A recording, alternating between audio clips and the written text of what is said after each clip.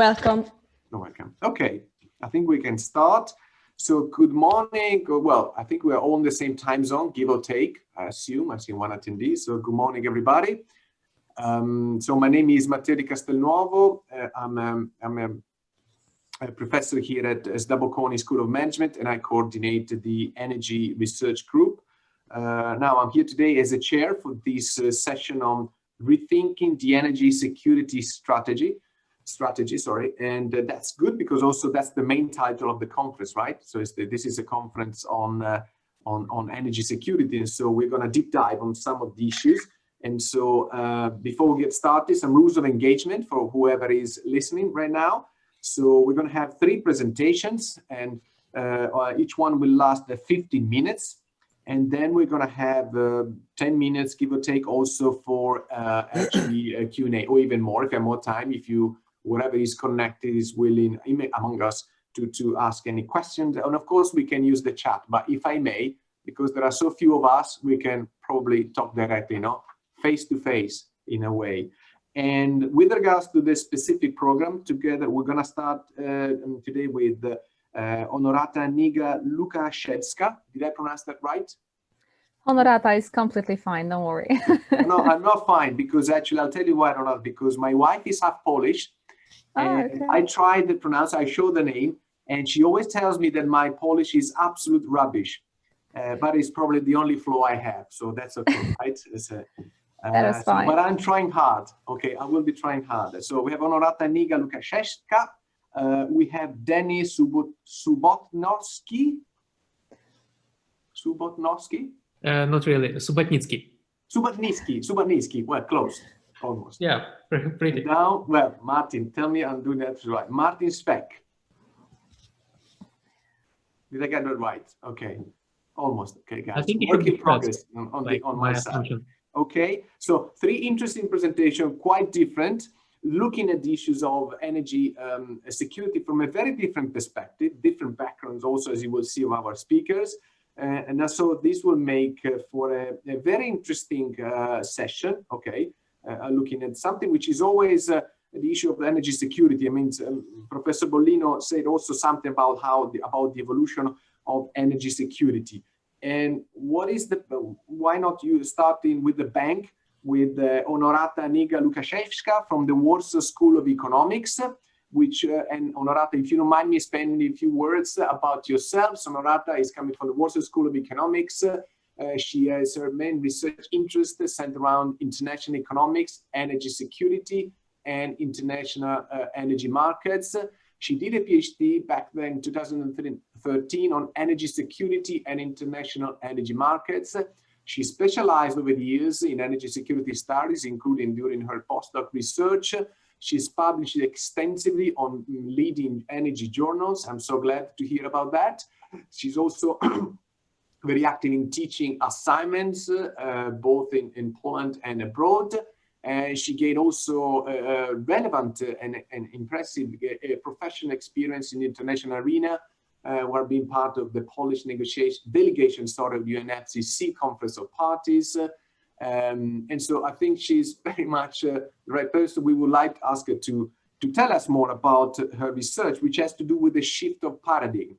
And Honorata, if I may, I very much agree with what I saw on your abstract, with the fact that actually the traditional idea of energy security being sort of centered around somehow politics and not so much international economy. So looking from an economic perspective of this area of energy security, which seemed to most of us, including myself, kind of a gray area, not easy to define, right? It's whether that is how you measure energy security, how you talk about it. So I'm very much looking forward to your presentation, and I would like also to take this opportunity to thank each one of you for being with us today, and for those people who will be listening from now on. Honorata, thank you, and the floor is yours, and you have 15 minutes. Mm-hmm. Thank you, Matteo. I'm actually very happy to be here with you, because I heard about that conference during one of the IAEE webinars, and hearing that there is a special actually IAEE conference prepared by the Italian affiliates on the energy security actually was a great opportunity to share with you some of my research. So I'd like to firstly share the screen so that we'll be looking at the same. Okay, we're going for the full screen mode and it's not working. Okay. Can you see my screen now? Yes? Great, thank you. Actually, as Mario has said, energy security is not definitely kind of a topic that is not very often researched by economists, and we have actually extensively experienced this. So this research is a part of the research that I was doing on the energy security conceptual issues. So I'd like to show you actually part of it, because in 15 minutes you cannot do more. I'm going to start a little bit differently with a not maybe very scientific way of actually approaching the topic. But that's a so-called dark rabbit optical illusion, as you probably know it. This is a kind of psychological test that was for the first time actually issued in the Fliegende Blätter by Wittgenstein, and then Thomas Kuhn used it to, science philosopher, to depict shift of paradigms, different shift of paradigms in the science. And he said that, well, it depends what you can see under this specific actually chart, because some definitely see dark, the others see rabbit. And I'd like to actually convince you at the end of the presentation that you sometimes may see even both. Kuhn, in his most famous structure of the scientific revolutions from the 60s, said that no paradigm ever solves all the problem it defines. And I believe that this is very true, especially for the energy security. So the problem with energy security is that, as I don't know how many people there are in this virtual room, I would say that each of us would probably have a completely different understanding of what energy security is. And probably each of us would be true to some extent. The science is, I would say, at least diverse on what energy security is. There is definitely no common definition in scientific journals that we are, or books that we are used to actually use. So if you would see different actually views on energy security, so some synonym words actually pop up when describing it. So Wright is saying that energy security is a difficult concept. Croyd is saying that it's elusive, it's blurred, ubiquitous, complex, remains poorly defined, it has no common interpretation. The exact definition is hard to give, as it has different meanings to different people and different moments of time. And here I'd like to stop for a second, because that specific actually way of thinking shows us this high contextuality of energy security. So let me just briefly use an example of Poland and Germany, that these are two neighboring countries in the European Union, and even though they should at least, I would say, have similar values in terms of the energy, yet what you see in their energy security strategies is completely divergent policies. So whereas Germans are shutting down nuclear power plants, Poles are trying to build one. When Germans are trying to increase natural gas imports from Russia, Poles are strictly saying we are going for a higher diversification. So two countries in the European Union, even though there is no common energy policy, you can see that they're, completely divergent in terms of the energy security. Winter is saying that the term is not clearly defined, the definition is widely disputed, the actual definition of energy security has not reached consensus yet, or there's little consensus. All in all, it's been researched by Ank and the others that between 2000 and 2014, there's been more than 100 papers that delivered 83 definitions on energy security. So you may say how, I would say, diverse, at least, topic this is. So the study that I'll be presenting in here, part of the study that I'll be presenting, is centered around the area of the systematic literature review. The systematic literature review, as Pettigrew and Roberts were claiming, that it's especially effective when there's a wide range of research on a subject, but actually the key questions remain unanswered. The same as with the energy security in terms of the definition, determinants, and so on and so on.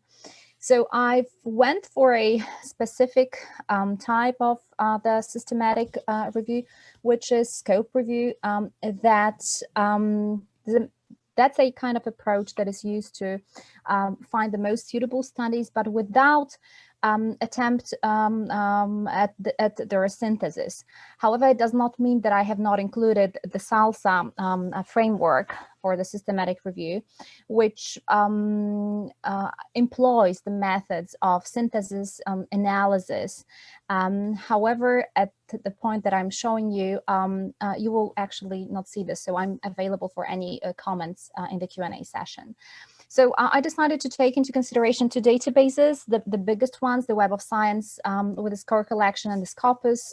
They have similar number of records, roughly amounting to 80 million of records, with a similar number of journals. And the most important thing, they are, I would say, the most important databases, scientific databases when it comes to social sciences, of course, among others, economic ones. They're ranked as a third. PubMed is only devoted to medical issues. So the scope review included different search criteria. The first was that the studies were released between 2000 and 2020. Then the most important criterion was that they were actually subscribed to some extent to the economics, or economics, business and management, or economics, econometric and finance. I'm saying that it's a little bit different in Web of Science economics and Scopus economics database, because they do have different actually delineation criteria. But this economic content was actually described as the content of business management, also accounting, for instance, in the Scopus database. What you can see in this chart is definitely the fact that the energy security studies are on the rise. Of course, the 2020 is not a full data range, because when I was preparing that study, which was mid-November, of course, it would not capture all the papers that would be submitted later on. But definitely the rise is visible. Those pale red and pale blue colors depict economic actually databases. And as you can see, this is at least, let's say, insignificant when compared to the general databases content. So how do we publish this? As researchers, mainly we publish in the form of articles or the conference proceedings. So it's I would say a trend that we do not publish much in books, unfortunately. And it is even more visible in those who write the economic papers. So articles prevail, especially in the Web of Science database, as you can see this with this pale blue colors. And who's publishing? Interestingly, in the general databases, you would see that these are mainly Asian, among Asian, Chinese, actually, universities or research institutions. And there's a Chinese Academy of Science that will be a ranked top 1 or at least in the top 3 positions. And then you have also different Chinese institutions among those. In economic actually dimension, which is again here this pale red, pale blue color, you will see a greater variety of the European institutions. There is, for instance, University of Cambridge, but also Bucharest University. Then you have Euro-Asian community represented by the Russian Academy of Sciences, or for instance, a Russian financial university under the government of Russia. So in general, in economics, you would see a greater variety of European actually institutions that are doing the energy security studies. And something what popped up, I would say, in 2005 and 2013 very visibly, there's a perspective of energy demand security. As I would say till 2000s, we've been mostly talking about the energy supply security, which was connected with, the legacy of the oil crisis, the establishment of the IAEA, and so on and so on. However, at some point, the world realized that we should rather think also about the perspective of the energy suppliers. And the first works of Konoplanik or Romanova, Johansson and Dyke were strictly describing this idea. So I wanted to see how that is actually reflected in the literature. And in general, as you can see, in general databases, I mean, the total records in Scopus and in Web of Science show that actually energy demand security is on the rise, I would say, especially in the last 5 years. Even in 2011, the number of records that was denoted as energy demand security has reached the same or even exceeded the amount of records for the energy supply security. However, again, we see that economics are rather silent on energy demand security. Most of the topics are, I would say, mainstreamed into the supply perspective. Again, the most vocal research institutions in energy supply and demand security, well, as you can see again here, that's the Chinese Academy of Sciences. By the way, those boxes sizes actually reflect the number also of the records included in the research. So irrespective of whether the general or the economic perspective, Chinese Academy of Sciences is visible also in here. I mean, again, the same pattern as in general energy security studies, you would see that European universities or institutions also become more and more important in this type of the research, and that's University of Cambridge, for instance, Imperial College of London, but also Deutsche Institut für Wirtschaftsforschung, which is one of actually of the institutions that pops up usually in the top 10 energy security studies ranks. Where do we publish exactly when it comes to energy supply and demand security? Mainly when it comes to the Web of Science database, that's energy policy, which has a prevailing share in terms of each of the topics, amounting to more than 50% of the records. In the Scopus database, that's a little bit different, and there's only a journal of cleaner production that is visible. I would say benchmark AIEE's publication, which is the Energy Journal, in both databases has roughly 1 to 2% share, with 4 or 5 articles on energy security topics through the time, the whole time period. So let me conclude it briefly. So definitely energy security is on the rise in the recent years. But still economists are a little bit silent. So I would say that there's a huge research gap in here, and that's been confirmed by the scoping review. Supply security is a well-established concept. However, the demand security, I would say, is gaining on the importance as such. In the general databases, probably due to the fact that they focus also on engineering and technical issues, American and Chinese institutions are the most vocal ones when it comes to the energy security studies. However, when it comes to social, economic perspective, there's a greater variety of the European institutions. So lucky for us, I would say. When it comes to the titles where we publish, that's definitely energy policy. But as you know, with the energy policy, there's this huge lag in terms of, you know, the submitting to the journal and then being published. So it might be a little bit discouraging for some of the scientists. What I see as a limitation to this study is, of course, the methodology, the part of the scope review, which has its drawbacks. They have been to some extent mitigated in later stages of the studies.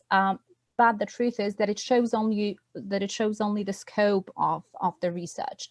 The databases, I mean, I've included like Scopus and the Web of Science, but definitely you could go for a different type of the databases search criteria. Of course, that may produce different results. The problem that I found, the biggest obstacle was actually the idea of the gray literature. And at some point I realized that probably I should have included the gray literature sources. Why?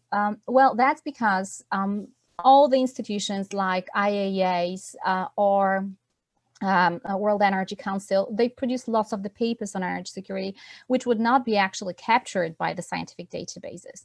And I did a very quick open gray literature search, and it actually proved that assumption. So the Open Gray database, which you have shown in here, offers lots of the actually records on energy security. The same is with even Google search or restricting the content to a .gov actually extension.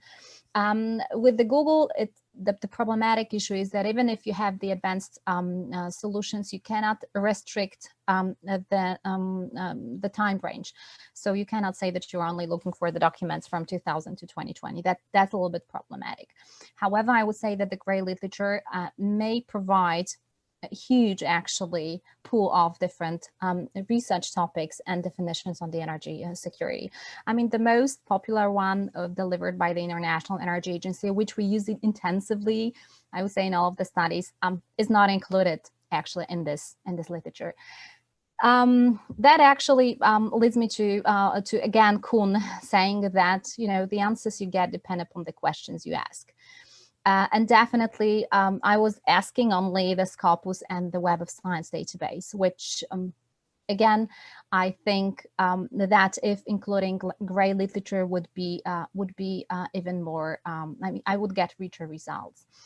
So this is it as far as my opinion on the energy security is concerned. I'm actually referring to what I've said at the beginning. I'm one of those who's seen the picture both duck and rabbit. I don't know if it's good or bad, but it's a disclosure, so full disclosure in here. So I think that the same is with the energy security. It's demand and supply perspective, and whether we like it or not, suppliers have also their rights, and they have to be heard also in international arena. Since lots of the conference actually discussions go around the COVID, I'd like to give you also a reference to one of our latest papers, I mean also Kenta Karuga from Japan, which was published by the MDPI Energies, which is on the COVID immunity of the Japanese and the American oil prices. And you can see that it's not that actually obvious in the cases of those two countries. Thanking for this actually participation in this conference, I'd like to also invite you to the IAEE webinar, which is scheduled for the 21st December. And that's going to be on the energy security in the 21st century. Thank you for this, and I welcome all the questions. Thank you very much, Renata. That was very, very interesting indeed. Let's see if there's someone who wants, including the other panelists, or the people in the audience, or some of the panelists, if anybody would like to ask any question right now. Obviously, there is maybe some time at the end, but maybe now would be more efficient. If there's anybody who wants to ask any question. Let me see. First, who do we have? Well, we have one attendee. Okay. Well, maybe I will give it a go if you don't mind me. So, yeah. I was very intrigued by your presentation, and also the fact that on the right-hand side of one of your slides, you said that the journal that helped got most of the publication energy security was the Journal of Cleaner Production. Okay, I mean, sorry, maybe I'm making things up, but it has to do with people thinking that energy security has a lot to do with cleaner technologies increasingly, and people publish in that respect. So whether cleaner technologies makes energy less secure. I found it, that would have not been my energy policy, I can see, but Journal of Cleaner Production, it's kind of, for me, it was a bit of a surprise. Yeah, actually for me it was also a kind of surprise, and when I was researching that a little bit deeper, I mean diving deeper in the topic, doing the surprise little synthesis of the papers, I realized that actually some of the papers that were subscribed as the economic ones were either not that economic one actually, and accepting them on the face value would be a mistake. And that was, for instance, visible when I was doing the studies on the Polish supply security. It turned out that, for instance, majority of the researchers that were called to be or was said to be producing papers in economics were actually the ones that were representing engineering and technical studies. So that again shows you that, you know, on the face value, you have cleaner energy production. It's ascribed to economics, but at the end of the day, it does not have much to do when you go into the paper with either economic methodology, or I would say the topic itself. So the problem is that some of the databases have such a wide range of describing the areas that they cover, that it's a little bit misleading. And I found even actually more difficult, even more misleading, the Web of Science database, where, for instance, you are referring your affiliation however you want, which at the end of the day results in a situation that once you are called China Academy of Sciences, and the other time Chinese Academy of Science, the other time CA of S. And again, these are different institutions. So if you would accept it on the face value, it would result in a situation that, oh my goodness, so many different institutions, and at the end of the day, that's just a one.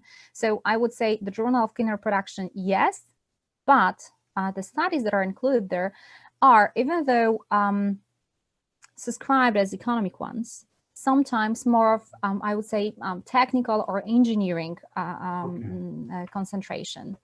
But this is, I think, what we all see in energy security studies. And I would say that that is why this economic perspective is even more, I would say, missing in the whole studies area. Yeah, big time, definitely. Yes, so thank you for that. Okay, there's anybody, any other questions? As I said, we still have probably some time towards the end, and somebody can think of a question later on. No, I don't see anybody in the chat. Okay, you have Dennis' question? No. Yeah, maybe I'll ask one. Okay, please. Anurata, it was really interesting to listen to your presentation, because I was thinking more or less across the same lines. What is energy security, basically? Yeah, because we don't have this definition. And don't you think that maybe our understanding of energy security just changes over time? Yeah, so it's dynamic. What was energy security in 1970s is different from what is now. Yeah, in 1970s it was more about oil shocks, oil crisis in 1973, then oil crisis in 1979, and now we think about something more. And also because the global economy emerges and becomes more complex, we include additional components in this definition. Not definition, our understanding. Yes, Dennis, thank you for this. I mean, you nailed it down, definitely. I actually have the same opinion on this, and I have even produced a book which is in Polish on energy security and its evolution in time. And what I'm trying to show there is that actually this is a phenomenon that evolves, like from the 70s up until now. And that's been changing from this very supply perspective that we've seen with the oil crisis. Then with the 90s going into a little bit of the liberalization, the regulation issues. And right now, the new century, I would say, brought more of this demand issues into the limelight. So that is why I would say energy security is, let's say, a barometer of what is going on in the world economy, definitely. Yeah, so completely agree with you. Okay. Thank you. Thank you for that. Also, needless to say that I fully agree with this, the dynamic, how it's changing, and now it also sometimes seems overlap with cybersecurity, no? Because if you have this is kind of an argument which is actually gaining momentum. Well, thank you for that. Thank you both. Now, back to you, Dennis. And so now it's your turn. So Dennis Subotniewski, right? Let me read, sorry. And so Dennis is energy data analyst at the International Atomic Energy Agency in Vienna. He has extensive experience also in international organization. Before that, he also spent some time working for UNIDO. Before that, also KPMG. And Dennis has a background as a mathematical economist with a PhD in mathematical economics, also a master from LSE. And Dennis today, he's gonna tell us more about, sorry, I forgot the name. The energy security implication of small modular reactors and microreactors deployment in off-grid areas. And can I say, Dennis, also that I'm two observations, if you don't mind me. First, I always found kind of peculiar that the word small next to a 300 megawatt plant. Okay, because small modular reactor, I know it's all relative in life, but we people work in energy, defining small sample, which is 300 megawatt, I find it always bizarre. And also I find also interesting that you, Dennis, are working on nuclear energy, because probably you are the first economist or non-engineer. I'm not sure you have a hidden degree in engineering dealing with your nuclear. I mean, all my life, I think whenever I had a conversation with somebody who was working somehow in the world of nuclear energy, you had to be a nuclear engineer. So I'm so happy that they finally accepted also a proper economy. So well done with that. It's already an achievement for me. But also, so now we're moving from the idea of energy security to actually we deep dive more into one of the very much interesting technologies that people have been debating over the years, particularly on the smaller size, whether they could still play a role, what kind of role. And so Dennis, thank you once again for joining us, and the floor is yours. Thank you, Matteo. From my side, yeah, that's a very nice observation, because most of my colleagues are actually engineers, yes, and there are not so many economists in nuclear sphere.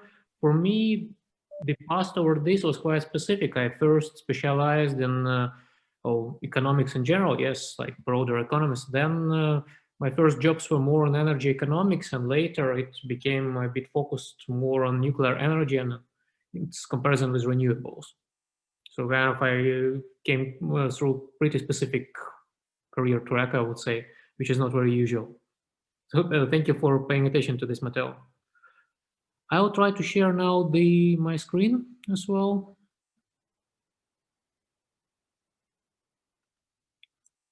So to demonstrate my presentation.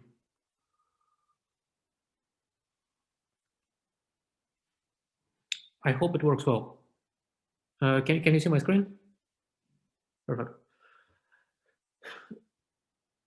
The topic was already said by Matteo, so I don't think I will pronounce it one more time.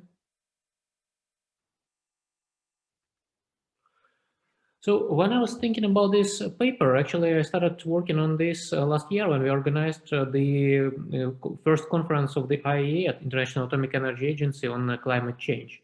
So my first research with a colleague of mine was more about nuclear power and its implications for climate change. But then I saw that maybe we should also think about the energy security implications. So this is something interesting and not so widely discussed, especially in nuclear power sphere.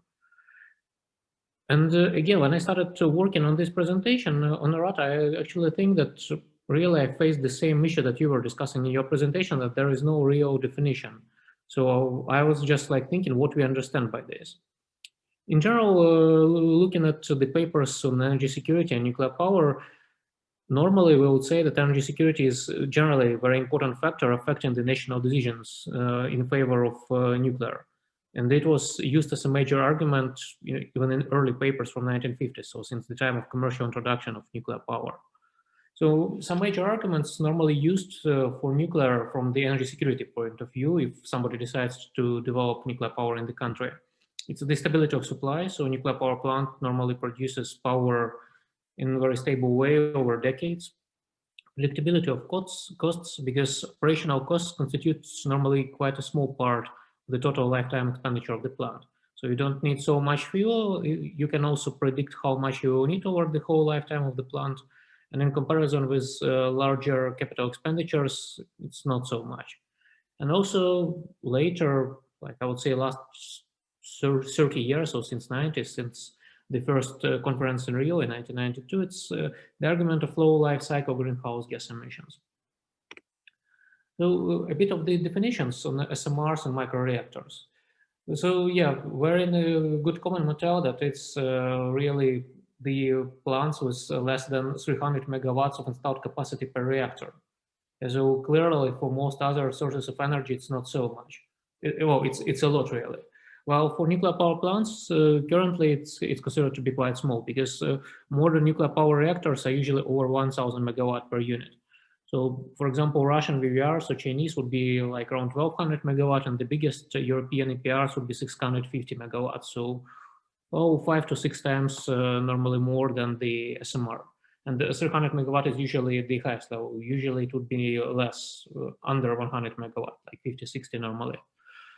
The idea of SMR is the new technology, and so what is normally discussed as a potential game changer for nuclear is that it should be mass produced. So the idea is to shift from the construction of larger nuclear power plants with from 2 to 4 1,000 megawatt plus units to factory production of smaller units that would be delivered to the place where the power plant will be located.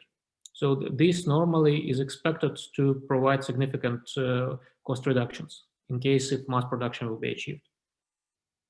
SMRs, generally, it's just quite a broad definition. Yeah, so the first part of this slide is generally what we understand by SMR. Yeah, but really it's a very broad group of technologies, just with this 300 megawatt cap. So they can be very, very different. I will provide a more broader description of this on my next slide. And normally when we talk about SMRs, there are some common characteristics like enhanced safety features. So they are smaller, so some more advanced safety procedures should be used for them, and normally they are included in the design from the beginning. And the opportunity to install them en masse, so you can use, depending on the demand in the specific area. So you can, for example, have 50, 60 megawatt unit, but you can install many of them to have like 300 megawatts or even more.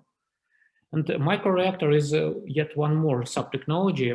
These are reactors from 1 to 20 megawatts of energy installed, and usually they are proposed to be portable. So this design is expected to be installed in the truck, in the freight carrier, and it can be easily transported from one place to another, depending on the energy needs. So this is the overview of all the advanced technologies on SMRs, advanced designs that currently exist in the world. So I clearly won't go through all of them because it's impossible for the 15 minutes, but I would just like to say that this very advanced analysis, quite fundamental in their classification by land-based, water-cooled, microreactors, fast reactors, molten salt reactors, was done by my colleague, Dr. Hadid Subki, who is quite a renowned specialist in this field. So he went through all the available designs using different databases and different types of analysis and classified them according to their classes. A minute of self-promotion. So IAEA is the main international organization working in the area of nuclear power, is clearly working quite a bit on the analysis and of the implications of SMRs for the energy system and the economy. So we have a few publications on this. Two of them are here. The topic of SMRs is like this new, smaller technology, so more compact, more dynamic, more able to follow the load in the systems with increased share of renewables started increasing over the last few years. So I would say since 2015, there are starting being more and more publications in this field. And we are initiating the series of the so-called coordinated research projects here in the IAEA, so specific research activities with our member states throughout the globe to analyze different aspects of SMRs. So specifically, I would like to put your attention to the first one, the economic appraisal of SMR projects, methodologies, and applications. I'm one of the officers responsible for this project. We launched it just this year. We plan to have the first meeting of the scholars earlier, like in the middle of this year, but due to the situation with COVID, we had to postpone this. And I must say that the interest for this topic of the economics of SMRs is overwhelming. We've got more than 70 research proposals from throughout the globe, and from countries with very advanced programs like the United States, the UK, Russia, or China, to the countries just considering the introduction of nuclear power. So it shows that there is very significant interest both from supply side of energy security and demand side of energy security, as Narata would say in the terms of her presentation. In this specific presentation, I would like to focus on energy security implications of SMRs for just a very specific area for off-grid regions. So the argument for SMR is often that they would be able to locate it in the areas that are off-grid, so quite distant places. One of the implications is islands, so that are not connected to the grid on the continent. And this is quite a specific topic. For example, there are a lot of ideas being discussed for Indonesia on this and some other islands. But I would like to focus specifically on northern regions. for power generation in northern regions of Canada, United States, Russia, and so on, and the areas that are located off-grid. So here we have to face quite specific conditions that in which any type of energy technology located there should fulfill. So first, this is the condition of extreme cold and operation of grid, yeah, because normally like these distant regions, so there are places where people live, or these are some mineral resource extraction facilities, or these are ports to the north from the Arctic cold. They cannot be connected to the grids in the continent. And also the polar night, so you don't have that much sunlight for a few months during the year. So, and this has very specific implications, especially for renewables. In my presentation, I was just trying to come up with the number of characteristics, the number of requirements for any energy source used in the north from the point of view to provide the sustainable and stable supply of energy to the region. So first of all, the first idea that came to my mind when I was structuring this is the reliable operation without grid connection. So the technology should be dispatchable. It should be, and it historically was the main factor affecting the energy choices for the north. So in practice, this over the last decades resulted in the dominance of hydrocarbons, and specifically the diesel fuel in energy mix. So it's normally transported to the diesel power plants in the north. Nuclear power, from its side, has been seen as an alternative also historically. For example, one of the examples of this is the Bilibino nuclear power plant in Russia that was operational since 1974. And also there was the nuclear reactor in the United States McMurdo station in Antarctica in late 60s, early 1970s.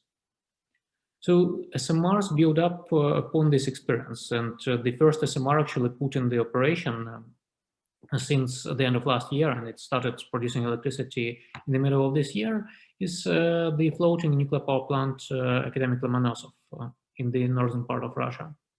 So this is clearly this clearly shows that nuclear power is some kind of an alternative for these off-grid areas. The second thing is the argument on complicated logistics. So for the fuel deliveries, it's necessary to transport diesel fuel for power generation in the north, and it results in significant increase in operational costs. So in principle, what we would like to see from any energy source located in these off-grid areas is infrequent refueling. So you shouldn't need that big physical amount of the fuel that you need to transport, and this should be refueled as little as possible in principle. So the example that I used here is actually for the northern Canada. So according to the statistics of the Canada Energy Regulator and their market snapshot, in the areas in the north, the costs of electricity are usually 2 to 3 times higher than average in the country. So, and the argument, how they explain it in their studies, that it's because of huge transportation costs. So you really need to transport via some roads or using the planes or helicopters quite a huge amount of physical amount of fuel to these areas. For the nuclear power, alternatively, it's the small physical amount of fuel. Yeah, so you don't need that much fuel as hydrocarbons to fuel in the reactor. And the cost of the SMR or microreactor operation in the north will not be drastically different. Yeah, so this operational expenditure from the point of view of fuel use will be pretty much the same. For the current SMR designs, the refueling cycle is usually a few years. So the next slide, I will show the example of a Rhythm 200 design. It's 6 years for it. So this is the design for, this is the scheme for the 30-year operation of this small modular reactor Rhythm series. So normally you do refueling just every 6 years, yeah. So it will also be stopped to do some maintenance and so on, but specifically for the fuel, just like every 6 years. Then using the fuel rods, it will be operating without stop. So this clearly has very significant implication on its operational expenditure. The third idea that I was thinking about is reduce dependency on external conditions. Yeah, because we need to operate the power plant in extreme climate conditions, extreme temperatures, snowstorms, and also the polar night. Again, hydrocarbons were historically the very reliable energy source fulfilling these requirements. You can develop the diesel power plant being pretty much well protected and not dependent on the external conditions. It would be operational, and from the experience of last 50, 70 years, we can see that actually this was working pretty well. From another hand, when we are talking about renewables, that would be sort of a problem, yeah, because they actually depend on climate and weather. And it's would result in a significant increase in the operation cost, yeah, because, for example, the snow will be falling on the solar panels and extreme winds will be affecting the operation of the wind turbines. So this clearly is the problem. And here we also come to the point of the polar night. Yeah, it not only results in additional use of energy, so you need more energy during this period of time, but also you don't have sunlight. And because of this, the exploitation of solar panels in these regions becomes pretty much useless. Yeah, because they, in the condition of polar night, you won't be able to produce enough electricity, so you need again to have the same diesel-powered power plant. So this will not really help, and it potentially will not be such a solution. From another hand, for nuclear power, including SMRs and microreactors, they by design should follow the regulations for the nuclear safety. In the beginning of my presentation, I said that SMRs usually have very advanced features for this, because usually these are reactors of generation 3 or generation 4. And again, their design includes very sophisticated safety features. They should be really isolated from external conditions, from external environment, even not in extreme climates. So for the regular larger power plant, normally it should withhold so that the largest aircraft carrier airplane, when it falls down on the power plant should stay safe. So many of current reactors were designed with the idea that Boeing 747 falls on the power plant, it should withhold this explosion. Dennis, sorry to interrupt. We passed the 15 minutes. If I could ask you to thank you for your understanding. Okay. Well understood. So this is just the scheme for the CapEx versus OpEx. And we can see here that for the hydrocarbons, we have really high OpEx, while the operational expenditure for wind and solar is quite small in normal conditions. But the problem with the extreme conditions that would, in the north, that this would significantly increase back there. So this is just the scheme on the how on the structure of costs, capital expenditure, and operational expenditure for the SMR. The same type of SMR that I discussed 2 slides before of rhythm design. And I think the final point that I came up with is something newer, is about, from the point of view of energy security, is the minimized greenhouse gas emissions. So this quite often is now seen as the part of energy security discussion, energy security dilemma. Clearly not something that was seen as the major issue in 1970s, 1980s.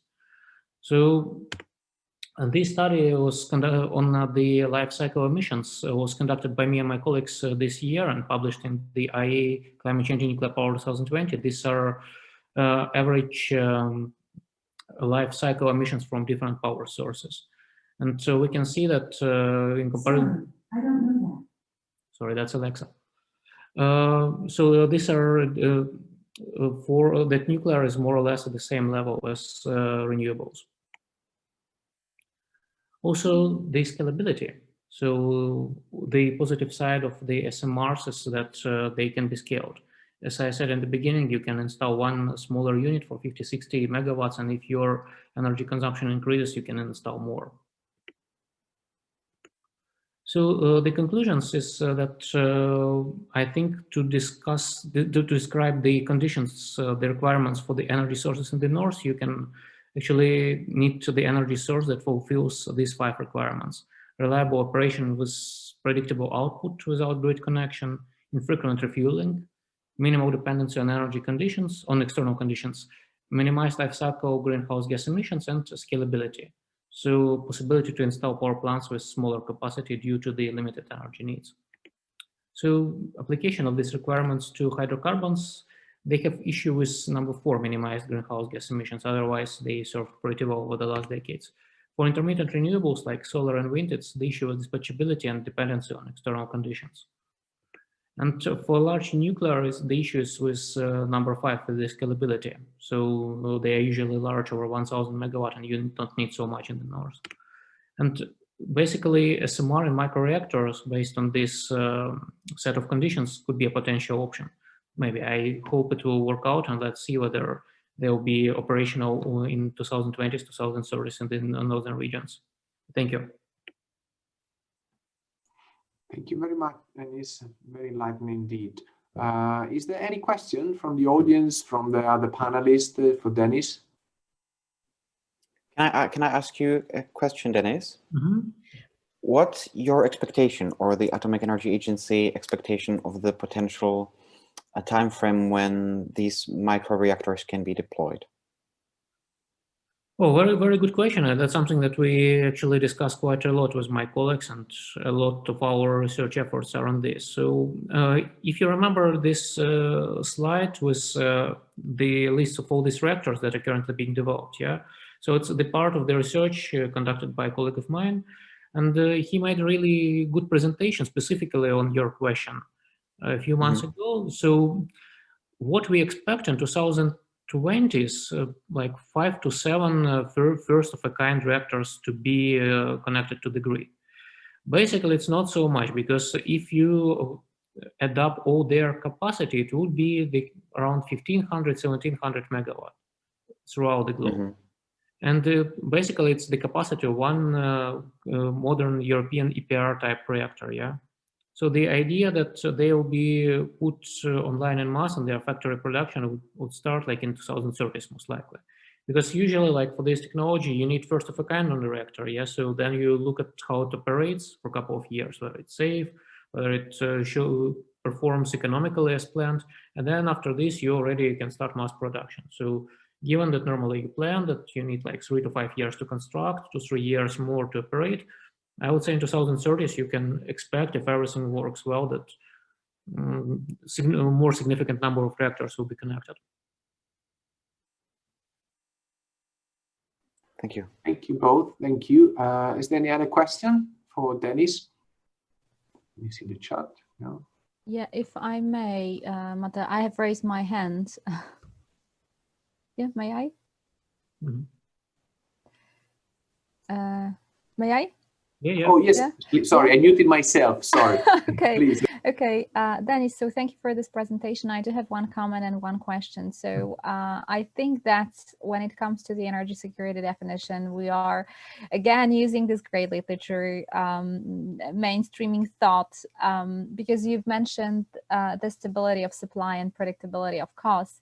And definitely, if you would go into the International Energy Agency's definition of the energy security, this is what is actually visible also in here. So predictable supply, and they call it affordable costs. I mean, affordability of the energy dimension. So it's roughly the same.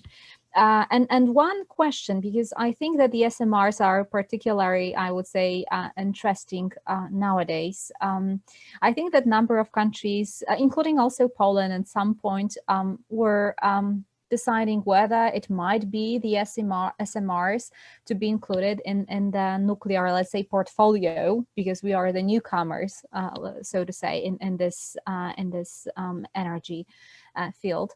But the question would be, how do you think, because you've been talking a lot about the north areas and the SMR's applicability, and you're working on the economic appraisal of the SMRs, how are they competitive when compared to, let's say, standard regular reactors? So can they be chosen as an option to regular reactors, or rather not? There's this specific niche for the north areas which the SMRs would perfectly fit. Oh, thank you. Again, very good question. It's something that we discuss quite a lot. And actually, talking about Poland, we have Polish colleagues quite actively from Polish Ministry of Energy, Ministry of Climate, very actively involved in our activities in this field. Poland is definitely interested not only in large water reactors, traditional one, but also SMRs. I specifically decided to focus on the northern areas because there the argument is easier to make. Yeah, because if I would go for more decentralized and bigger markets like the energy market of the European Union, the discussion would be quite different. And yeah, even for these 15 minutes to discuss like very specific case of the north, like I didn't have that much time. If you would discuss this in the European context and the context of any large energy market, even national one, that would be quite different.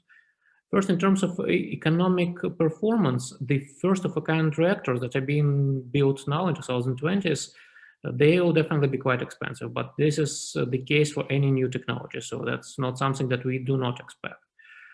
The idea for SMRs is that you can achieve significant cost reductions through their mass production. So there is quite an authoritative study of the Energy Working Group of the United Kingdom government published last year on SMRs. So they consider them as the option for the UK in 2020s, 2030s. So their idea is basically to achieve mass production of them in the UK in 2030s. And in case of the factory production, with each new reactor, you can decrease cost for a few %. And this should make them potentially competitive with other energy technologies. Because they are the case why they are considered as an alternative for larger reactors, even in larger markets. For example, if the country, the simplest case, if the country is not so big and just has a few gigawatts of energy consumption and installed capacity there, it's a bit problematic to install even one large water reactor, yeah, because usually we do not expect to have one reactor more than 10% of the total energy consumption in the country. So, for example, if we have the country with 7 gigawatt of total energy consumption, and that's the case for many smaller countries and outside of EU, yeah, that would be the problem, because if we need to stop the reactor for the technical maintenance, they will have to compensate this externally. And again, in some regions of the world, for example, in Middle East, it's not so easy. Specifically for the European Union case, why this could be a competitive option? Because with SMRs, we expect easier load following. Yeah. So when we talk about the new energy system for the European Union, it's the system with the increasing share of renewables. So we need something more dynamic.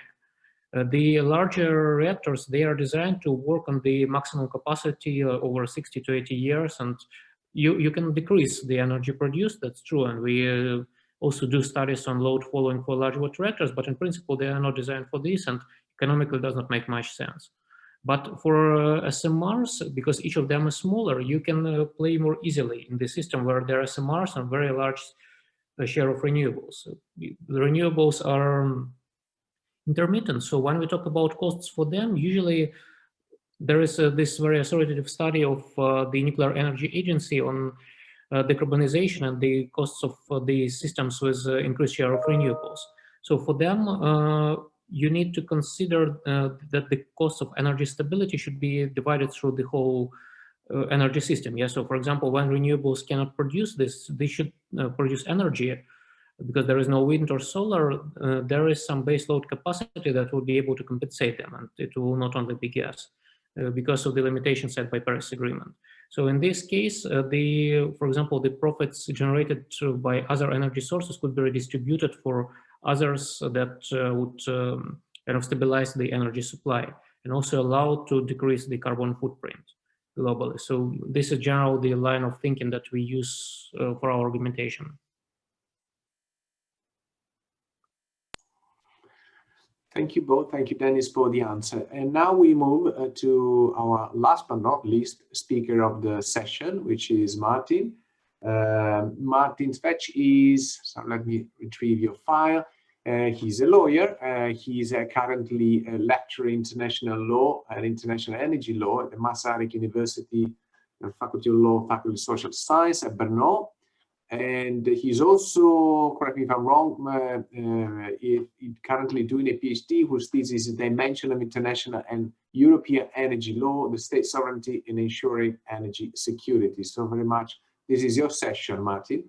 And we're very happy to have you with us today. And Martin today will tell us more about the title of this paper is Europe Energy Roadmap to 2050, a coal phase out, which is always a very hot debate in Europe in the context of international investment law. And so here, Martin will tell us more about what the relevance of international investment law and also the role of bilateral investment treaties. So as before, Martin, please, thank you for joining us today. The floor is yours. You have 15 minutes and we look forward to your presentation. Thank you very much, Matteo. It's a great pleasure to be here. I would like to say at the very beginning that I've already joined this conference 2 years ago, and it's nice to be back, even virtually, in Milano.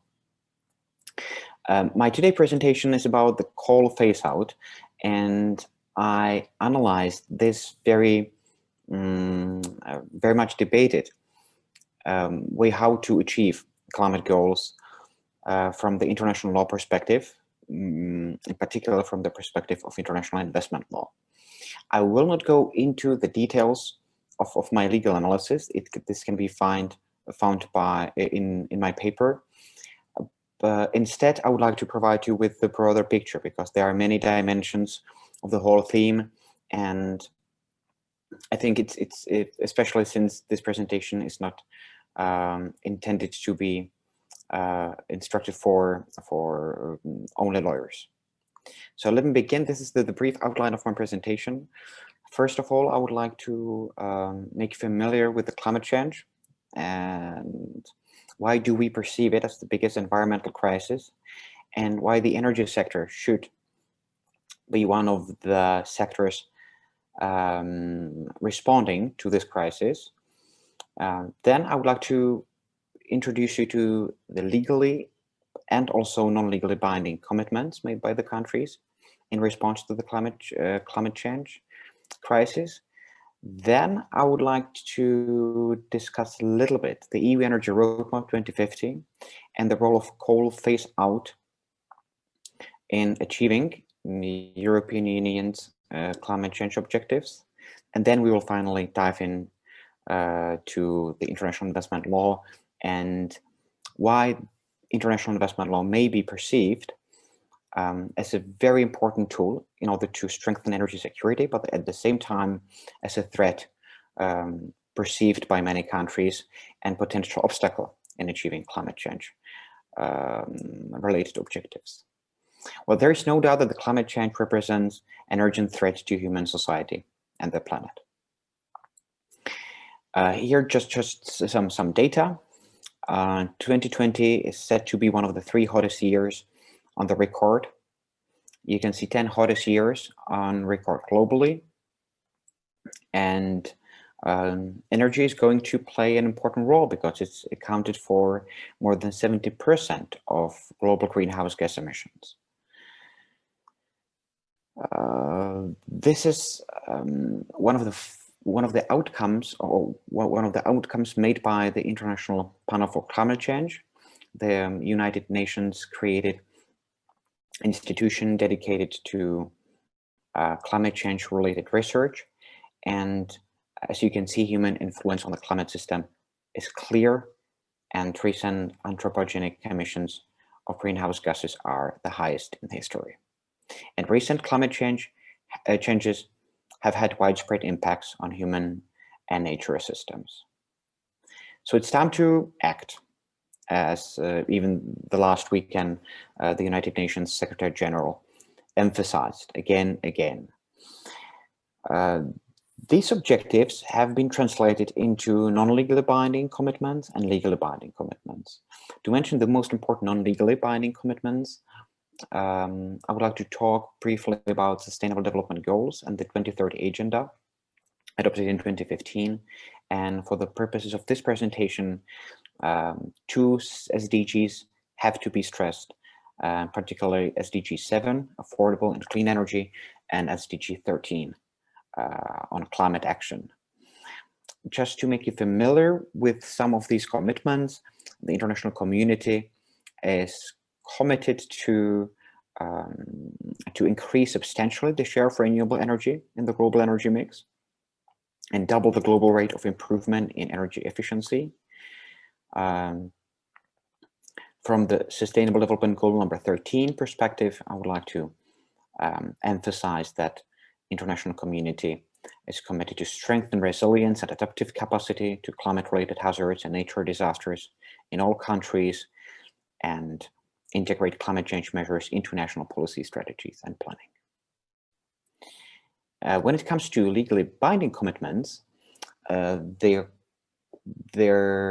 can be found mainly in the United Nations Framework Convention on Climate Change, adopted in 1992, when the countries reached a consensus on acknowledging that the climate change represents a threat to all countries and that an action is needed. Although in 1992, the specific measures or specific tools to reach an objective of stabilization of greenhouse gas concentrations in the atmosphere were not yet specified, the tools and methods. It was a very important moment when all international community gathered and agreed on at least acknowledging that stabilization of greenhouse gas emissions is important. Then, as you were, I guess, well aware, specific measures were included in the Kyoto Protocol, or at least specific targets. It's up to each and every country how these countries are going to reach targets specified in the Kyoto Protocol. And since 2021, we should be more focused on the Paris Agreement concluded also in 2015. In Paris, Paris is definitely considered as a turning point in the global response against climate change. And just to mention one article, Article 2, which specifies that the commitment of the countries should include holding the increase in global average temperature to well below 2 degrees Celsius above pre-industrial levels, and pursuing effort to limit the temperature increase to 1.5 degrees Celsius above pre-industrial levels. Well, how are these commitments translated into EU policy? Well, the EU policy, there are many EU policies. Since 2020 is not yet over, we have 2020 targets, we have 2030 targets specified last year, apologies, last weekend, and we have also 2050 targets set forth in the EU Energy Roadmap. And as you can see, the EU is committed to reducing greenhouse gas emissions to 80 or 95% below 1990 levels by 2050 in the context of necessary reductions by developed countries as a group. It's very ambitious, and the question is how this goal is to be achieved. Well, one of the options I decided to focus on is the coal phase out. I would like to quote International Renewable Energy Agency, IRENA, and this institution specified three methods or three ways how to achieve significant reduction of energy-related CO2 emissions. An adoption of integrated approach that includes policies to increase uptake of renewables. Second, decrease energy use by making energy efficiency mandatory and accelerate the phase out of fossil fuels. And I would like to stress that a phase out of fossil fuels, and coal in particular, is the most CO2 emitting fossil fuel, is truly inevitable. And therefore, many countries have already set coal phase out deadlines, including the UK, France, Canada, Germany. The Czech Republic set a phase out of coal phase out by 2038 2 weeks ago. Well, and then international investment law comes into play.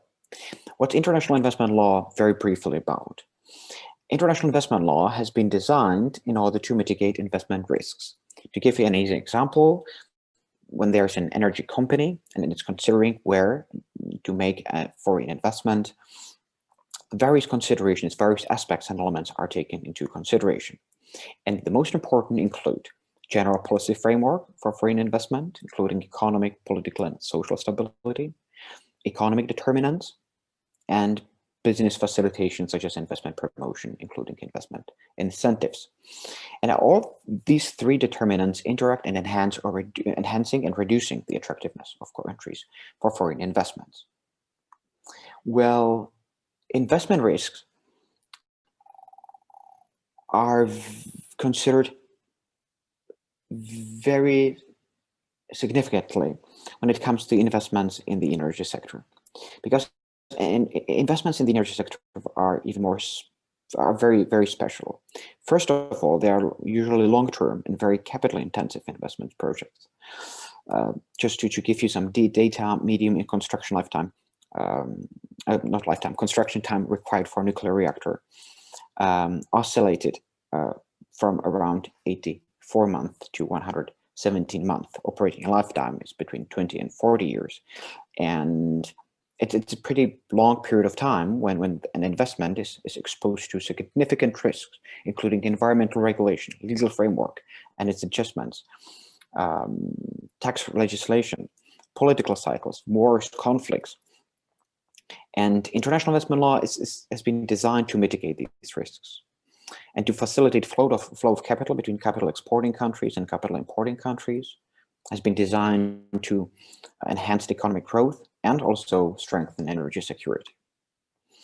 What's the source of international investment law? They are usually found in bilateral investment treaties, but also in some multilateral treaties or sector-specific treaties. For the purposes of our presentation, let me mention the Energy Charter Treaty, or former NAFTA, United States-Mexico-Canada Agreement on Free Trade. Well, what can you find in these international investment treaties? Well, there are some substantive rights and procedural rights provided.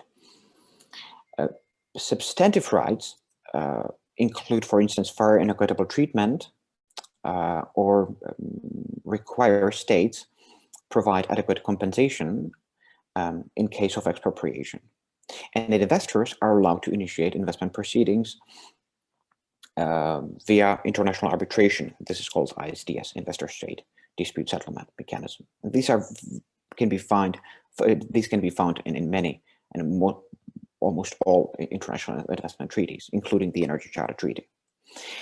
And since investments in energy sector are very risky, they are very often used, these rights, very often invoked, and the system of investor state dispute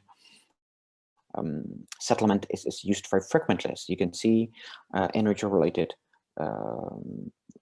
almost half of all cases registered by the leading institution called ICSID, International Center for Settlement of Investment Disputes, are energy related. Well, having said that, I would like to spend some time talking about an inherent tension between public objectives and investors' interests. Because there is a long-lasting debate about the limits of states' right to regulate, and to what extent these international investment treaties limit states in their regulatory power, and states' regulatory powers. And this is something that's going to be invoked very likely in case of a coal phase-out. And foreign investors are likely to argue, for instance, that their legitimate expectations protected by international investment treaties were violated, or that their investments were in fact expropriated, and claims for compensation are likely to be made. And here you can see that states are very often, and not surprisingly, threatened by investment arbitration. To give you two examples, the Russian Federation was ordered to pay $50 billion as a compensation in the case Yugos versus Russia. Or Venezuela was ordered to pay a compensation of $8.7 billion plus interest in the dispute ConocoPhillips versus Venezuela. Both are energy-related disputes. And the research question of my paper is, does international investment law and international obligations arising from international investment agreements in particular lead to regulatory chill? Well, yes, it does. And the states are going to face these claims even in case of the of potential coal phase out. And here you can already see that the Uniper company, energy company, already threatened the Netherlands and Germany and expressed that they are considering to seek compensation for coal phase out. Well, let me conclude that international investment law is not really ready to serve as a tool pursuing climate change related objectives. And my paper is about relationship between investors' legitimate expectations and states' right to regulate, and how this relationship has evolved because we have different generations of international investment treaties, and in the states, once realized how powerful tool these international investment treaties are, started to include or broaden or specify their right to regulate. One of the options would be termination of international investment treaties if we conclude that this is potentially a barrier to our climate action. But I would discourage you from that, because international investment agreements are very helpful, and they at the same time help deployment of renewable energy related technologies. And states are, because investors do need to mitigate their investment risk. It did not disappear. And the mere existence of international investment law framework can enhance significantly deployment of renewable energy sources and related technologies around the world. On the other hand, and this is a negative externality of this international investment law, is that it may lead to regulatory chill and discourage countries from taking ambitious steps as part of their climate action. And so more suitable solution seems to be modernization of international investment agreements. And we can already see some attempts. Most of them are led by the European Union. For instance, it has been suggested by the European Union that the Energy Charter Treaty should be modernized to better reflect climate change and clean energy transition goals and facilitate transition to low carbon and more digital and consumer-centric energy systems.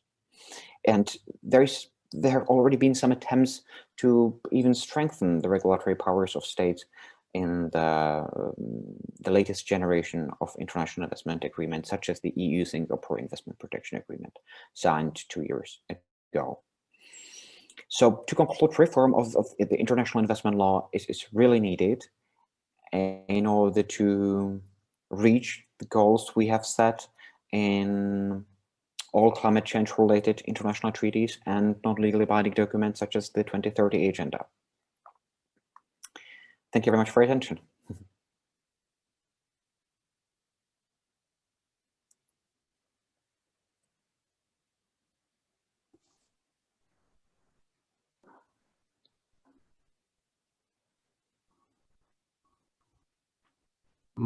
Can you hear me? Mm-hmm. Okay, because I was cut off. That's something. Okay, sorry. So I missed maybe the last 20 seconds, Martin. And so my video disappeared. I don't know if it happened to you as well. Was it visible?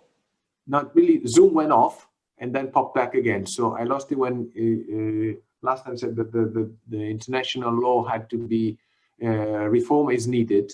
So the most important part of my presentation that's exactly disappeared. No, but I don't know what actually. So did you? I think it was. I lost you like 15 seconds ago, basically. Mm-hmm. Okay. Oh, sorry. So you came to the conclusion.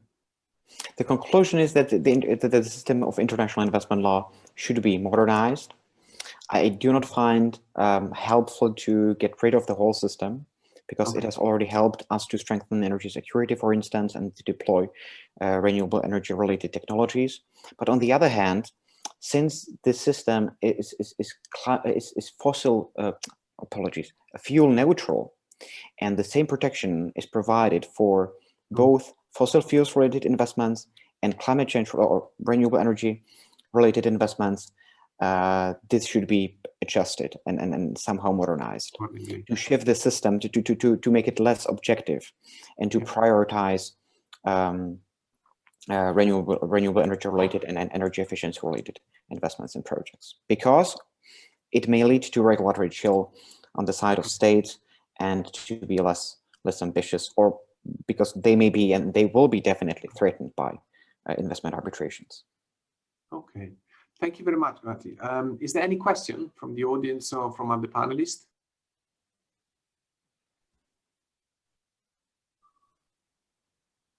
Oh, Yes, if I may, Martin, where did you get all these numbers for nuclear specifically? Because it's my professional field.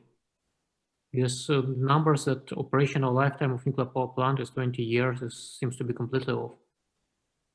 Completely old? I would have to go through. Completely, you know, does make sense, because even the earliest designs were like 40 to 60 years. So apparently it's outdated information. I would have to double check where I found this information.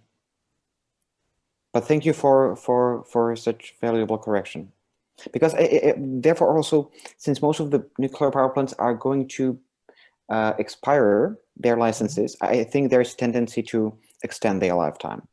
And at the time when most of these nuclear power plants were licensed, we did not know, or at least the authorities were cautious enough to not to give extensive operational lifetime, and now because at that time we didn't know whether the technology can survive such a long time frame. And this is at least my understanding from the Czech Republic, because most of the nuclear power plants are going to be, or their lifetimes are to be extended. Oh, normally it's for the reactors of generation 2, including those installed in Czech Republic of VVR class. They usually for 40 years originally. 40 years. Expectation to, you know, option to extend them for 20 years more, and then after 20 years you still can extend. So modern ones really 60 to 80 years, with the expectation to provide extension every additional 20 years, so from 80 to 100, for example, and in case of significant refurbishment. So you do very significant tests, modernize some equipment. Thank you. Any more questions or comments? If I may. Yeah, please. So Martin, thank you for this presentation. I'd like to ask you, because I mean, from what you said, I understood that like countries will be rather discouraged from introducing, let's say, tougher standards in terms of, let's say, coal phase out or any fossil fuel withdrawing policy. But my argument is that, for instance, when you take into consideration the conclusions, the Friday's conclusions from the Council in Europe, so we rather observe a situation in which countries are, at least in Europe, encouraged by different regulatory checkups to phase out from fossil. I mean, Poland is a perfect example of this, right? So I would say that, at least, for instance, in case of Poland, this argument would not hold true. Am I correct? It's a very delicate question, because you have, in order to answer correctly, you would have to deal with the conflict between European and international law. And these international obligations arise from international treaties concluded, in case of Poland, by Poland and other third countries. And the European Union has no tools to terminate these treaties. And then Poland may find itself in a very difficult position, because they would be threatened by potential breach of their international obligations, and at the same time potential breach of EU-related obligations. I'm pretty sure that when it comes to Europe, and even if you get the whole momentum of this climate change related action, I'm pretty sure that most of these companies will accept the reality. But for instance, to give you another example, when Germany decided to phase out their nuclear power plants, they have been already threatened, and there are already several international arbitrations initiated by foreign investors against Germany for violation of their legitimate expectations. But one more comment related to this coal power plant, coal phase out. I think it would be much more difficult for foreign investors to build this legitimate expectations argument, because the phase out of German nuclear power plants came all of a sudden, and the time frame was pretty strict and pretty tight. On the other hand, phase out by 2038 can hardly be, in my personal opinion, considered as a step not taking into consideration legitimate expectations of these companies. And it may be claimed that they were, and this is also a topic or an issue in many legal disputes, whether they could have known about the negative impact of their operations on climate. So in my opinion, this is not the real threat, but it nicely demonstrates how outdated these tools of international investment law are. And if it's not a coal phase out, we may face the same problem in other areas. So if I may just comment, I would say that that leads to the discussion about the WTO and the rules the WTO, for instance, sets for international trade and trade dispute settlements, which you also referred. So, yeah. Thank you both, and right on time. So 1:20, so we finished on time. So I think it was what was expected to be an interesting, insightful session on rethinking the energy security strategy. So thanks to Honorata, we were able to see what is happening in terms of the shift to paradigm, how we look at energy security, right? And how this concept is evolving, and how also the literature is actually providing us with, which he was investigating, with some remarkable results. So thinking about energy security from a different perspectives and how this should evolve. Then we moved to Dennis, and Dennis was able to tell us about a technology which probably has been overlooked over the years. So it could be a technology which could play a major role under certain circumstances, right? In terms of increasing and boosting and contributing in general to energy security. And then something finally with Martin, we look at international investment, which is something which I was not really familiar with. So thank you for telling us this, Martin. And clearly it's sort of raising the questions, or sort of putting some very raising the uncertainty, about the policy. You think you're going in one direction, but maybe you haven't thought that through completely. So whether it's the coal phase out or switching to other technology, when we have these scenarios taking us to 2050, we think, okay, that's the path, we're going to get there, but then maybe we neglect it, to also put all the things in place, including investment law, the suitable investment law. So once again, thank you all for this session. Too bad that we cannot meet in person, but feel yourself invited to our campus. At the same time, it's kind of brilliant that I'm in Milan, you are Martin in Prague, Dennis in Vienna, and Honorata in Warsaw. That's amazing if you think about it, that we can actually chat to each other. So thank you for your contribution, and all the best to you guys. Enjoy the rest of the conference, and finally, of course, be safe and Merry Christmas. Take care of yourself. Merry Christmas. Thank you. Bye-bye. Thank you. Thank you. Ciao. Bye. Thank you. Goodbye. Merry Christmas.